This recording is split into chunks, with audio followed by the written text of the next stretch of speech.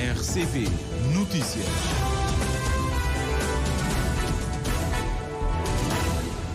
Treze horas em Cabo Verde, seja bem-vindo ao Jornal da Tarde.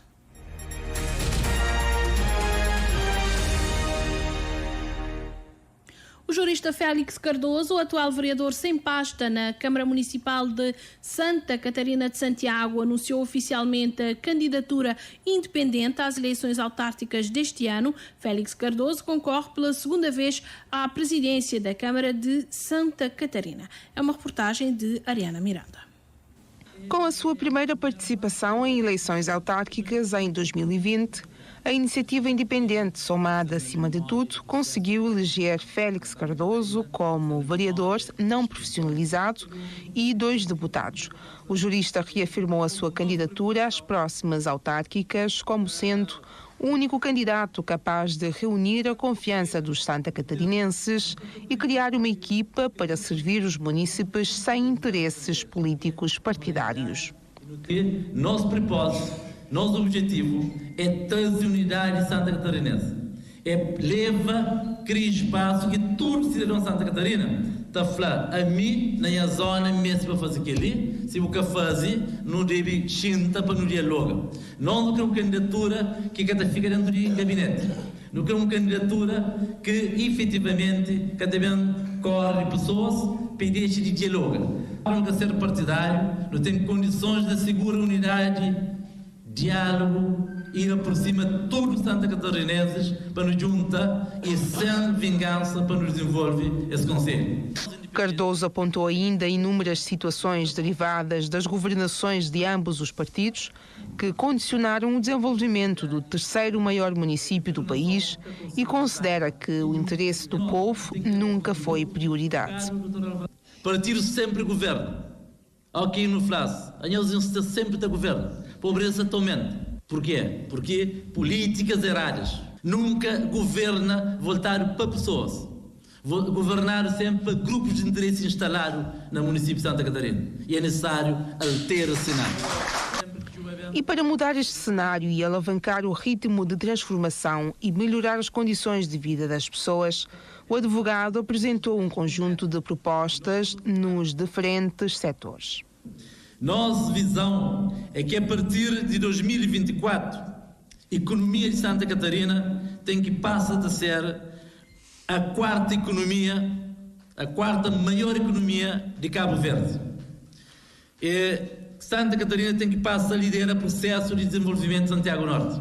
Política tem que deixar de ser um espaço onde a mulher está instrumentalizada, está dado cargo, depois está retirado de cargo e está afastado para o interesse masculino. É necessário que nos defenda uma candidatura mais igualitária. A apresentação da candidatura de Félix Cardoso como cabeça de lista do SAT para as próximas eleições autárquicas em Santa Catarina teve lugar no auditório do Liceu Amílcar Cabral. E no momento em que se caminha passos largos para a realização das próximas eleições autárquicas, as organizações da sociedade civil propõem compromissos credíveis e projetos execuíveis para o desenvolvimento dos respectivos territórios e municípios. Os dirigentes da Propraia e do movimento Socorros 2017 consideram que só desta forma se poderá obter bons resultados e a bem dos munícipes. É uma reportagem de Eugênio Teixeira.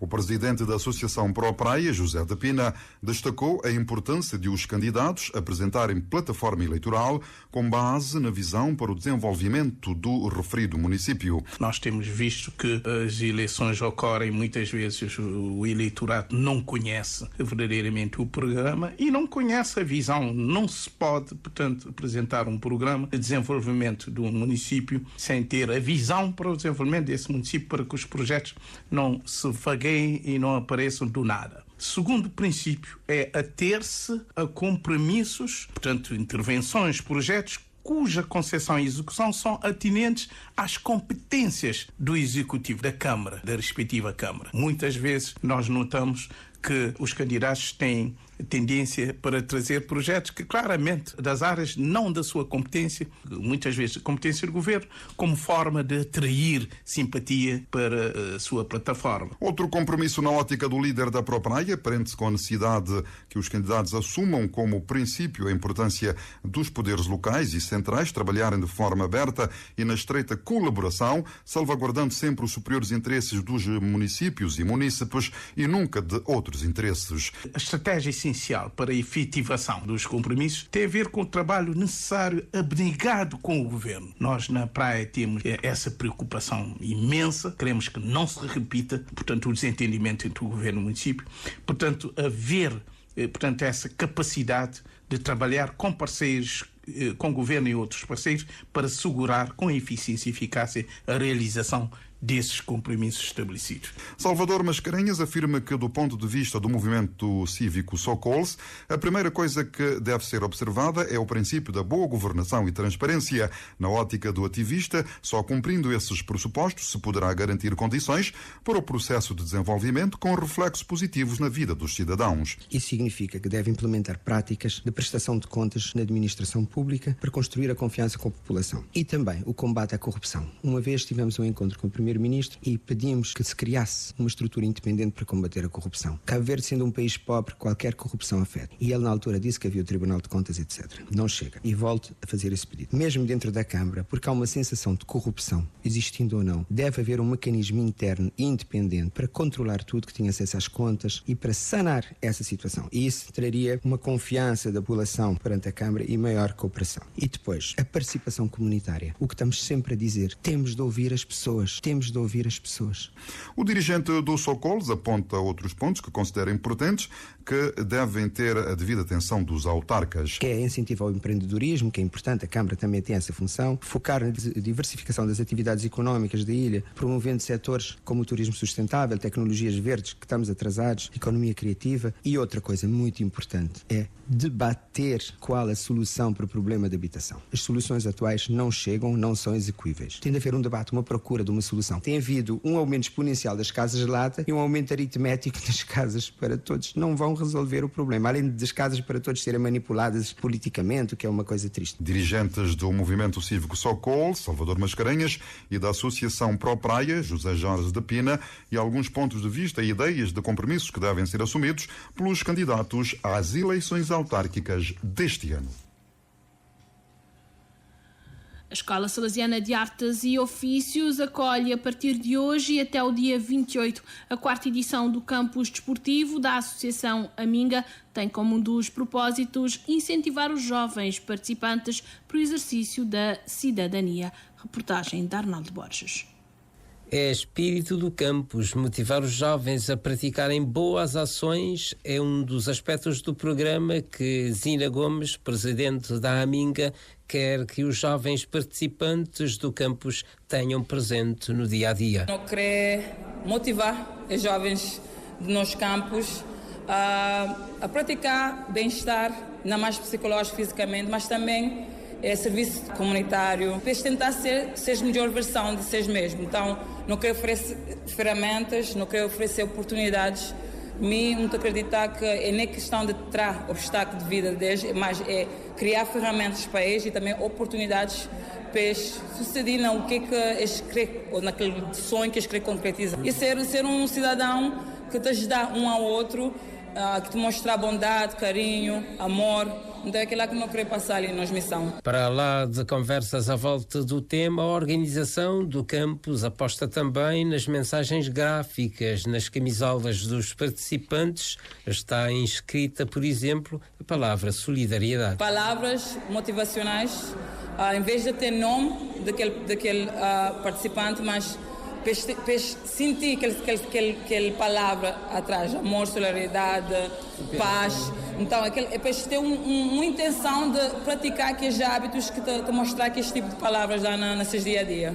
Superação, resiliência, que é uma coisa importante na nossa vida, e então tem aquela coisa lá nas seus caminhos, é importante. Zina Gomes apresenta um campus que considera completo e que recebe jovens de São Vicente, Santo Antão, Sal e Santiago. Sim, este campus é um campo completo, não só parte desportiva, mas também educacional. Então, na parte desportiva, nós oferecer 3 modalidades, basquete, vôlei e handball, que este praticar. Na parte educacional, não tem direitos humanos, não tem aulas de primeiros socorros, não tem inglês, aula de computador, aula de artes. Então, coisas que eles podem levar, esta tem ferramentas, eles podem levar no dia a dia. Hoje é o primeiro dia. Não tem maioria da Ilha de São Vicente, mas já também não recebe 2 da Ilha de Santo Antão, um de praia e um de sal. Cá está a 4ª edição do Campus Aminga, decorre na Escola Salesiana do Mindelo. Abriu esta manhã e decorre até o próximo domingo o Campus de Verão Aminga, um campus desportivo. É uma iniciativa liderada por 3 irmãos que a seu tempo representaram as seleções de Cabo Verde no vôlei de praia, handball e agora no basquete. O mais novo, Betinho, é igualmente jogador da equipa de basquete do Benfica. O Centro Socioeducativo Novos Amigos comemorou o 30º aniversário com a inauguração do sistema de produção de energia fotovoltaica e uma gala. O projeto é financiado pela Embaixada da Austrália em cerca de 1.300 contos. Tem também o apoio da Câmara Municipal de São Vicente. É um investimento que pode ser recuperado em 4 anos, explica o coordenador do centro, José Lopes. Mas vamos passar cerca de 25 anos com energia renovável de uma forma sustentável. Já temos uma semana que foi montado o projeto e já estamos a sentir o efeito do projeto nas nossas contas, nas atividades que nós fazemos diariamente. Porque nós queremos ser um centro modelo, um centro que é amiga das crianças, um centro que promove um desenvolvimento sustentável, mas também que pensa na proteção do meio ambiente. A equipa do Centro Novos Amigos vai estar a partir de amanhã reunida no Parque de Monte Gordo, em São Nicolau, por umas jornadas pedagógicas que têm como objetivo planear a projeção do centro nos próximos anos. O presidente da Associação Comunitária de Monte Gordo, em São Felipe, defende a maior valorização do queijo do fogo. Pedro Matos quer que o queijo seja reconhecido como património imaterial e gastronómico de Cabo Verde para obrigar as instituições a trabalhar para a conservação da genuidade do produto. Isso se inscreve numa ideia da preservação. Nós sabemos, só preserva aquilo que está de forma as instituições obrigadas a trabalhar para essa preservação. Cada passo a gente inclui algo que não estava no projeto anterior. E só assim a gente vai crescendo. Porque nós temos mesmo no fogo as micro variações.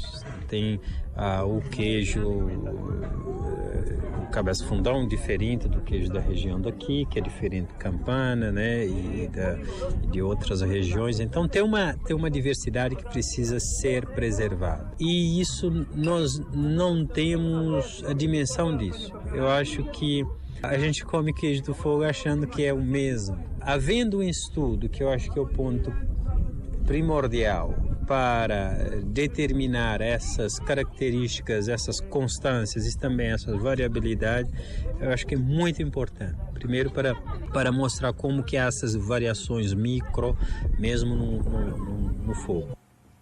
O estudo e essa diferenciação pode beneficiar a ilha toda, explica o representante da Casa Gija, num balanço da 3ª edição da Festa do Queijo de Monte Grande. A adesão da comunidade cada vez mais está sendo um fator determinante para a sustentabilidade da própria festa, da Festa do Queijo. Sustentabilidade no sentido enquanto um evento da comunidade. O segundo ponto são as formações, que nós entendemos as suas importâncias em termos das pessoas que vieram para buscar mais conhecimentos, técnicas que são fundamentais para aprimorar as suas atividades, que cabalmente vão colocar isso em prática.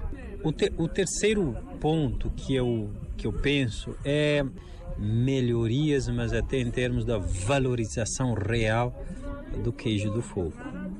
Nós estamos falando da questão da marca Queijo do Fogo, estamos falando da inscrição do fogo, do trabalho dessa ideia do queijo do fogo enquanto um patrimônio gastronômico.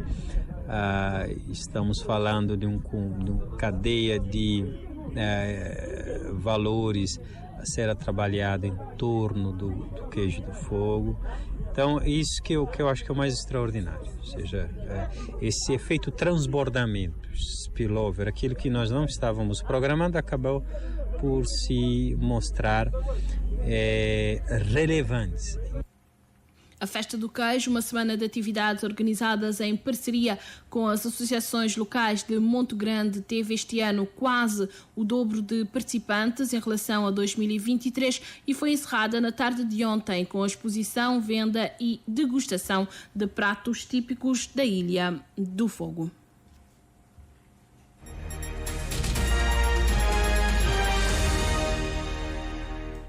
Notícias internacionais. O secretário-geral da ONU apelou hoje a todas as partes para que exerçam a máxima contenção depois da escalada de tensão provocada pelos bombardeamentos israelitas ao porto iemenita de Hodeida, um bombardeamento que causou 6 mortos. António Guterres pede que se evitem ataques que possam causar danos a civis, refere uma declaração oficial da ONU. O texto recorda que as informações disponíveis indicam que várias pessoas foram mortas e mais de 80 ficaram feridas no ataque e que este causou danos consideráveis nas infraestruturas civis no porto de Hodeida. Os rebeldes Houthis do Iêmen reivindicaram hoje a responsabilidade pelo lançamento de vários mísseis balísticos contra Israel, depois de Tel Aviv ter bombardeado Hodeida. O porta-voz militar dos Houthis disse em comunicado que o movimento, apoiado pelo Irão, lançou a barragem de mísseis contra alvos importantes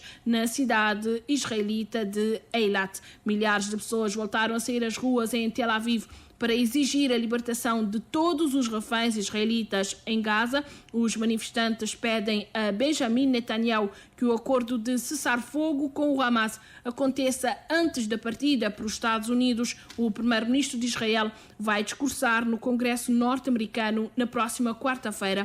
Antes deve encontrar-se com Joe Biden. Em Gaza, apesar dos ataques dos Houthis a partir do Iêmen, dos protestos em Tel Aviv, a ofensiva israelita não para. O Estado hebraico atacou várias zonas residenciais e campos de refugiados. Pelo menos 7 pessoas morreram. Entre as vítimas mortais estão mulheres e crianças que estavam num campo de refugiados no sul de Gaza. Israel afirma que têm sido desmantelados vários túneis e infraestruturas subterrâneas que pertenciam ao Hamas. A OMS alertou que identificou o vírus da poliomielite em 6 locais da cidade de Gaza. O vírus, que havia sido erradicado há mais de 25 anos, ressurgiu por mutações associadas à queda da cobertura vacinal e às condições desastrosas de saneamento no enclave. A doença altamente infecciosa representa mais uma ameaça para os habitantes da faixa de Gaza. É uma reportagem da Rádio ONU. Além da destruição causada pela guerra e do colapso total da lei e da ordem, os habitantes de Gaza lidam com a ameaça da poliomielite, uma doença altamente infecciosa. O risco está associado à desastrosa situação de saneamento criada pelo conflito, segundo a Organização Mundial da Saúde, OMS. Em uma declaração realizada nesta sexta-feira, o porta-voz da agência, Christian Lindmeier, disse que o polivírus tipo 2 foi identificado em 6 locais em amostras de esgoto coletadas em 23 de junho em Han Yunis e Deir al-Balah. Até o momento, ninguém foi tratado em Gaza por paralisia ou outros sintomas causados pela infecção pelo vírus da poliomielite. Como parte dos esforços de resposta, a OMS no território palestino ocupado já está trabalhando com a Autoridade de Saúde Local, o Fundo das Nações Unidas para a Infância, UNICEF, a Agência da ONU de Assistência aos Refugiados Palestinos, UNRWA, e parceiros para avaliar até que ponto o polivírus se espalhou. Esse trabalho determinará as medidas necessárias para impedir qualquer disseminação adicional, incluindo campanhas de vacinação imediatas, explicou o porta-voz da OMS. O polivírus selvagem foi erradicado há mais de 25 anos de Gaza graças a uma campanha abrangente de vacinação. A cobertura vacinal pré-guerra era de 95% em 2022, de acordo com a OMS. No entanto, Lindmeier afirmou que a destruição do sistema de saúde, a falta de segurança, obstrução de acesso, deslocamento populacional constante, escassez de suprimentos médicos, má qualidade da água e saneamento enfraquecido criaram o ambiente perfeito para a disseminação de doenças como a poliomielite. Atualmente, apenas 16 dos 36 hospitais estão parcialmente funcionais e 45 das 105 unidades de saúde primárias estão operacionais, de acordo com o oficial da OMS. Ele insistiu que apenas um cessar-fogo permitiria a rápida ampliação das atividades de imunização para abordar as lacunas criadas pela guerra. Segundo a OMS, o vírus da polio pode surgir em áreas onde a baixa cobertura de vacinação permite que a forma enfraquecida da cepa do vírus da vacina, administrada oralmente, sofra mutação para uma versão mais forte, capaz de causar paralisia. Não se trata de um vírus selvagem, mas ainda assim causa consequências graves. Da ONU News em Nova York, Felipe de Carvalho. Filipinas e China chegaram a um acordo sobre as fronteiras marítimas. O acordo foi alcançado após uma série de reuniões entre os diplomatas filipinos e chineses em Manila, com o objetivo de estabelecer um acordo mutuamente aceitável no Banco de Areia, sem conceder as reivindicações territoriais de qualquer uma das partes. A informação é avançada pela AFP. Funcionários filipinos terão confirmado o acordo sob a condição de anonimato. A China tem disputas com vários governos sobre as fronteiras terrestres e marítimas, muitas das quais no Mar do Sul da China, e o acordo com as Filipinas pode suscitar a esperança de que Pequim possa forjar acordos semelhantes com outros países rivais para evitar eventuais confrontos. 8,5 milhões de computadores em todo o mundo foram afetados pela recente falha informática global. A estimativa é da Microsoft. Os computadores foram afetados pela falha causada por uma atualização corrompida que provocou o bloqueio dos computadores com o Windows 10. A situação causou estragos em grande parte do mundo e é a primeira vez que a empresa apresenta um número à escala da falha e sugere que poderá ser o pior evento cibernético da história. No blog oficial da Microsoft, a empresa afirma que, embora a falha tenha afetado menos de 1% de todos os computadores com o Windows, os amplos impactos económicos e sociais refletem a utilização do CrowdStrike por empresas que gerem serviços críticos. A Agência de Cibersegurança Britânica alertou os cidadãos e as empresas para estarem atentos às tentativas de phishing. Os cibercriminosos poderão estar a tentar tirar partido da situação através de phishing e de sítios web falsos e de outras fraudes, e por fato de estar já em circulação um código de software não oficial. 13h22, ponto final nesta edição do Jornal da Tarde. Nós voltamos com mais informações quando forem 19 horas no Jornal da Noite. Até lá, continuo com a Rádio de Cabo Verde. Boa tarde.